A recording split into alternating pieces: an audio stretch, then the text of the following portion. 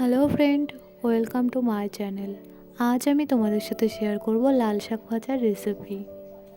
এই লাল শাক ভাজা আমি খুবই অল্প উপকরণে তৈরি করেছি। তার জন্য আমি প্রথমে নিয়েছি লাল শাক। শাকগুলো আমি ছোট ছোট করে কেটে ধুয়ে রেখেছি।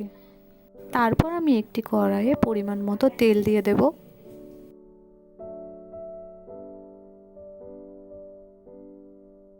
তেলটা ভালোভাবে গরম হয়ে গেলে তারপর আমি এর মধ্যে দিয়ে দেবো শুকনো লঙ্কা কুচি।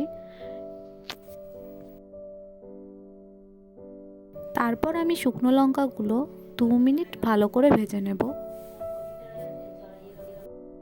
তারপর আমি এর মধ্যে দেব রসুন কুচি। তারপর আমি সব উপকরণ 1 থেকে 2 মিনিট ভেজে নেব। শুকনো লঙ্কা ও রসুনগুলো আমার ভাজা হয়ে গেছে। তারপর আমি এর মধ্যে কেটে রাখা লাল শাকগুলো দিয়ে দেবো।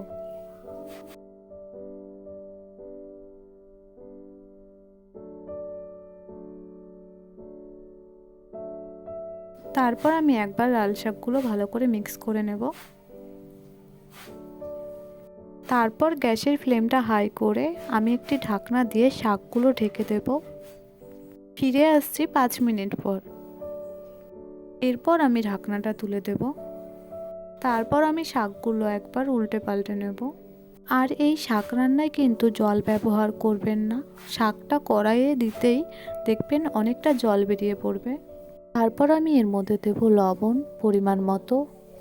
তারপর আমি সব কিছু আরেকবার ভালো করে মিক্স করে নেব।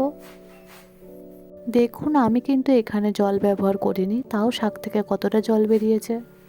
তারপর আমি শাকটা 3 থেকে 4 মিনিট ভালো করে ফ্রাই করে নেব। তৈরি হয়ে গেছে আজকের আমার লাল শাক ভাজা রেসিপি। আর আপনাদের যদি আমার ভিডিও ভালো লাগে তাহলে লাইক, কমেন্ট, শেয়ার, সাবস্ক্রাইব করুন।